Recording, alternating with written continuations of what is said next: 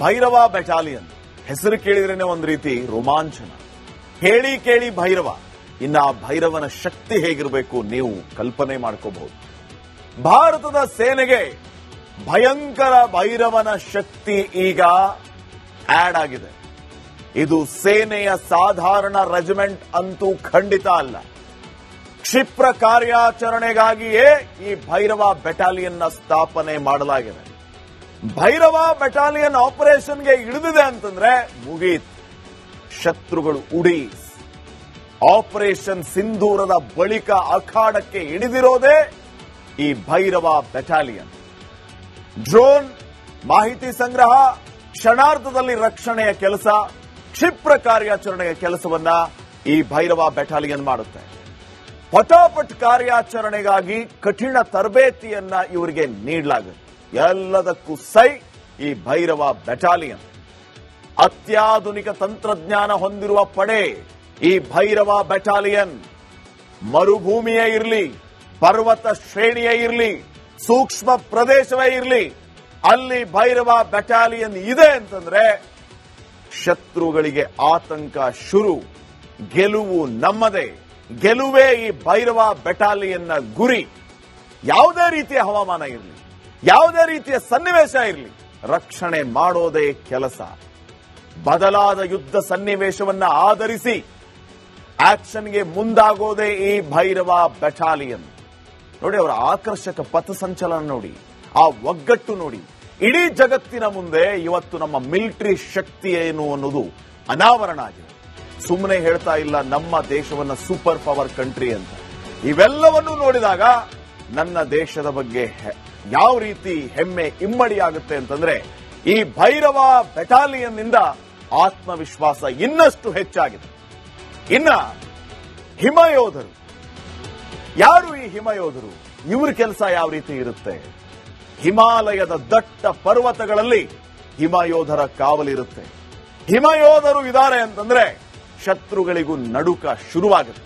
ಅದರಲ್ಲೂ ಈ ಸಿಯಾಚಿನ್ ಅಂತಹ ಅತಿ ಎತ್ತರದ ಪ್ರದೇಶದಲ್ಲಿ ಗಡಿಯ ರಕ್ಷಣೆ ಮಾಡುವಂತಹ ನಮ್ಮ ಹಿಮಯೋಧರು.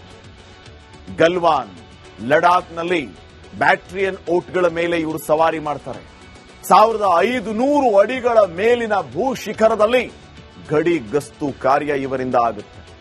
ಅಲ್ಲಿ ಅವರು ತಮ್ಮ ಕರ್ತವ್ಯವನ್ನ ಅಚ್ಚುಕಟ್ಟಾಗಿ ನಿಭಾಯಿಸ್ತಾ ಇರೋದಕ್ಕೆ ನಾವಿವತ್ತು ಸೇಫ್ ಆಗಿ ಇಲ್ಲಿ ನಿಂತಿದ್ದೀವಿ ನಿಮ್ಮ ಮುಂದ್ಗಡೆ. ಜೀವದ ಹಂಗನ್ನ ತೊರೆದು ದೇಶ ಕಾಯ್ತಾ ಇರೋದು ನಮ್ಮ ಹಿಮಯೋಧರು. ಇಂಥ ಎಲ್ಲ ವೀರ ಧೀರ ಯೋಧರಿಗೆ ನಮ್ಮದೊಂದು ಸಲಾಂ. ನೆಕ್ಸ್ಟ್, ಭೈರವ ಬೆಟಾಲಿಯನ್ ಹೆಸರು ಕೇಳಿದ್ರೇನೆ ಒಂದು ರೀತಿ ರೋಮಾಂಚನ. ಹೇಳಿ ಕೇಳಿ ಭೈರವ. ಇನ್ನ ಆ ಭೈರವನ ಶಕ್ತಿ ಹೇಗಿರಬೇಕು ನೀವು ಕಲ್ಪನೆ ಮಾಡ್ಕೋಬಹುದು. ಭಾರತದ ಸೇನೆಗೆ ಭಯಂಕರ ಭೈರವನ ಶಕ್ತಿ ಈಗ ಆಡ್ ಆಗಿದೆ. ಇದು ಸೇನೆಯ ಸಾಧಾರಣ ರೆಜಿಮೆಂಟ್ ಅಂತೂ ಖಂಡಿತ ಅಲ್ಲ. ಕ್ಷಿಪ್ರ ಕಾರ್ಯಾಚರಣೆಗಾಗಿಯೇ ಈ ಭೈರವ ಬೆಟಾಲಿಯನ್ನ ಸ್ಥಾಪನೆ ಮಾಡಲಾಗಿದೆ. ಭೈರವ ಬೆಟಾಲಿಯನ್ ಆಪರೇಷನ್ಗೆ ಇಳಿದಿದೆ ಅಂತಂದ್ರೆ ಮುಗೀತ್, ಶತ್ರುಗಳು ಉಡಿ. ಆಪರೇಷನ್ ಸಿಂಧೂರದ ಬಳಿಕ ಅಖಾಡಕ್ಕೆ ಇಳಿದಿರೋದೇ ಈ ಭೈರವ ಬೆಟಾಲಿಯನ್. ಡ್ರೋನ್, ಮಾಹಿತಿ ಸಂಗ್ರಹ, ಕ್ಷಣಾರ್ಧದಲ್ಲಿ ರಕ್ಷಣೆಯ ಕೆಲಸ, ಕ್ಷಿಪ್ರ ಕಾರ್ಯಾಚರಣೆಯ ಕೆಲಸವನ್ನ ಈ ಭೈರವ ಬೆಟಾಲಿಯನ್ ಮಾಡುತ್ತೆ. ಪಟಾಪಟ್ ಕಾರ್ಯಾಚರಣೆಗಾಗಿ ಕಠಿಣ ತರಬೇತಿಯನ್ನ ಇವರಿಗೆ ನೀಡಲಾಗುತ್ತೆ. ಎಲ್ಲದಕ್ಕೂ ಸೈ ಈ ಭೈರವ ಬೆಟಾಲಿಯನ್. ಅತ್ಯಾಧುನಿಕ ತಂತ್ರಜ್ಞಾನ ಹೊಂದಿರುವ ಪಡೆ ಈ ಭೈರವ ಬೆಟಾಲಿಯನ್. ಮರುಭೂಮಿಯೇ ಇರಲಿ, ಪರ್ವತ ಶ್ರೇಣಿಯೇ ಇರಲಿ, ಸೂಕ್ಷ್ಮ ಪ್ರದೇಶವೇ ಇರಲಿ, ಅಲ್ಲಿ ಭೈರವ ಬೆಟಾಲಿಯನ್ ಇದೆ ಅಂತಂದ್ರೆ ಶತ್ರುಗಳಿಗೆ ಆತಂಕ ಶುರು. ಗೆಲುವು ನಮ್ಮದೇ. ಗೆಲುವೇ ಈ ಭೈರವ ಬೆಟಾಲಿಯನ್ನ ಗುರಿ. ಯಾವುದೇ ರೀತಿಯ ಹವಾಮಾನ ಇರಲಿ, ಯಾವುದೇ ರೀತಿಯ ಸನ್ನಿವೇಶ ಇರಲಿ, ರಕ್ಷಣೆ ಮಾಡೋದೇ ಕೆಲಸ. ಬದಲಾದ ಯುದ್ಧ ಸನ್ನಿವೇಶವನ್ನ ಆಧರಿಸಿ ಆಕ್ಷನ್ಗೆ ಮುಂದಾಗೋದೇ ಈ ಭೈರವ ಬೆಟಾಲಿಯನ್. ನೋಡಿ, ಅವರ ಆಕರ್ಷಕ ಪಥಸಂಚಲನ ನೋಡಿ, ಆ ಒಗ್ಗಟ್ಟು ನೋಡಿ.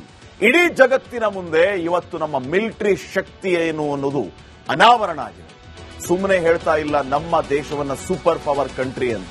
ಇವೆಲ್ಲವನ್ನೂ ನೋಡಿದಾಗ ನನ್ನ ದೇಶದ ಬಗ್ಗೆ ಯಾವ ರೀತಿ ಹೆಮ್ಮೆ ಇಮ್ಮಡಿಯಾಗುತ್ತೆ ಅಂತಂದ್ರೆ ಈ ಭೈರವ ಬೆಟಾಲಿಯನ್ ನಿಂದ ಆತ್ಮವಿಶ್ವಾಸ ಇನ್ನಷ್ಟು ಹೆಚ್ಚಾಗಿದೆ. ಇನ್ನ ಹಿಮಯೋಧರು ಯಾರು? ಈ ಹಿಮಯೋಧರು ಇವ್ರ ಕೆಲಸ ಯಾವ ರೀತಿ ಇರುತ್ತೆ? ಹಿಮಾಲಯದ ದಟ್ಟ ಪರ್ವತಗಳಲ್ಲಿ ಹಿಮಯೋಧರ ಕಾವಲಿರುತ್ತೆ. ಹಿಮಯೋಧರು ಇದ್ದಾರೆ ಅಂತಂದ್ರೆ ಶತ್ರುಗಳಿಗೂ ನಡುಕ ಶುರುವಾಗುತ್ತೆ. ಅದರಲ್ಲೂ ಈ ಸಿಯಾಚಿನ್ ನಂತಹ ಅತಿ ಎತ್ತರದ ಪ್ರದೇಶದಲ್ಲಿ ಗಡಿಯ ರಕ್ಷಣೆ ಮಾಡುವಂತಹ ನಮ್ಮ ಹಿಮಯೋಧರು. ಗಲ್ವಾನ್, ಲಡಾಖ್ನಲ್ಲಿ ಬ್ಯಾಕ್ಟ್ರಿಯನ್ ಓಟ್ಗಳ ಮೇಲೆ ಇವರು ಸವಾರಿ ಮಾಡ್ತಾರೆ. 1500 ಅಡಿಗಳ ಮೇಲಿನ ಭೂಶಿಖರದಲ್ಲಿ ಗಡಿ ಗಸ್ತು ಕಾರ್ಯ ಇವರಿಂದ ಆಗುತ್ತೆ. ಅಲ್ಲಿ ಅವರು ತಮ್ಮ ಕರ್ತವ್ಯವನ್ನ ಅಚ್ಚುಕಟ್ಟಾಗಿ ನಿಭಾಯಿಸ್ತಾ ಇರೋದಕ್ಕೆ ನಾವಿವತ್ತು ಸೇಫ್ ಆಗಿ ಇಲ್ಲಿ ನಿಂತಿದ್ದೀವಿ ನಿಮ್ಮ ಮುಂದ್ಗಡೆ. ಜೀವದ ಹಂಗನ್ನ ತೊರೆದು ದೇಶ ಕಾಯ್ತಾ ಇರೋದು ನಮ್ಮ ಹಿಮಯೋಧರು. ಇಂಥ ಎಲ್ಲ ವೀರ ಧೀರ ಯೋಧರಿಗೆ ನಮ್ಮದೊಂದು ಸಲಾಂ.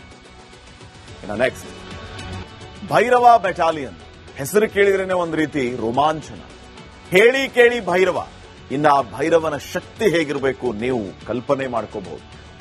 ಭಾರತದ ಸೇನೆಗೆ ಭಯಂಕರ ಭೈರವನ ಶಕ್ತಿ ಈಗ ಆಡ್ ಆಗಿದೆ. ಇದು ಸೇನೆಯ ಸಾಧಾರಣ ರೆಜಿಮೆಂಟ್ ಅಂತೂ ಖಂಡಿತ ಅಲ್ಲ.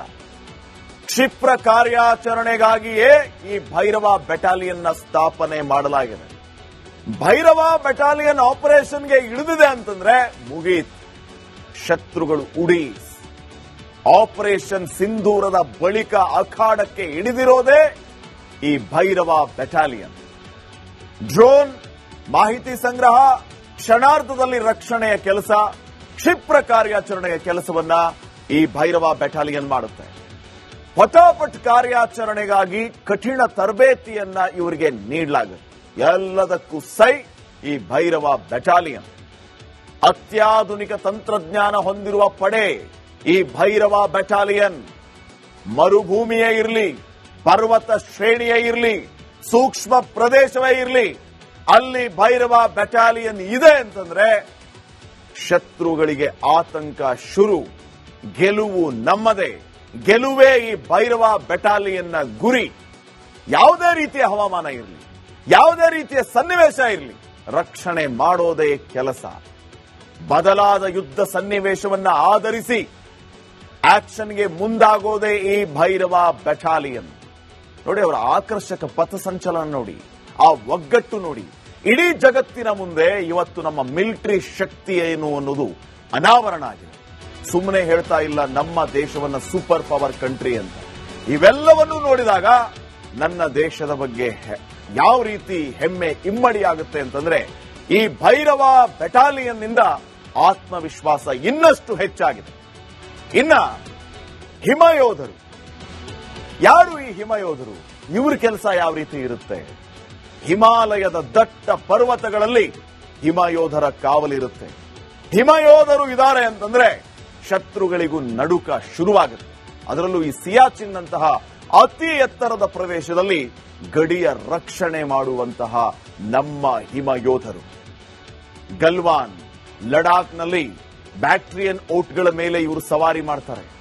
1500 ಅಡಿಗಳ ಮೇಲಿನ ಭೂಶಿಖರದಲ್ಲಿ ಗಡಿ ಗಸ್ತು ಕಾರ್ಯ ಇವರಿಂದ ಆಗುತ್ತೆ. ಅಲ್ಲಿ ಅವರು ತಮ್ಮ ಕರ್ತವ್ಯವನ್ನ ಅಚ್ಚುಕಟ್ಟಾಗಿ ನಿಭಾಯಿಸ್ತಾ ಇರೋದಕ್ಕೆ ನಾವಿವತ್ತು ಸೇಫ್ ಆಗಿ ಇಲ್ಲಿ ನಿಂತಿದ್ದೀವಿ ನಿಮ್ಮ ಮುಂದ್ಗಡೆ. ಜೀವದ ಹಂಗನ್ನ ತೊರೆದು ದೇಶ ಕಾಯ್ತಾ ಇರೋದು ನಮ್ಮ ಹಿಮಯೋಧರು. ಇಂಥ ಎಲ್ಲ ವೀರ ಧೀರ ಯೋಧರಿಗೆ ನಮ್ಮದೊಂದು ಸಲಾಂ. ನೆಕ್ಸ್ಟ್,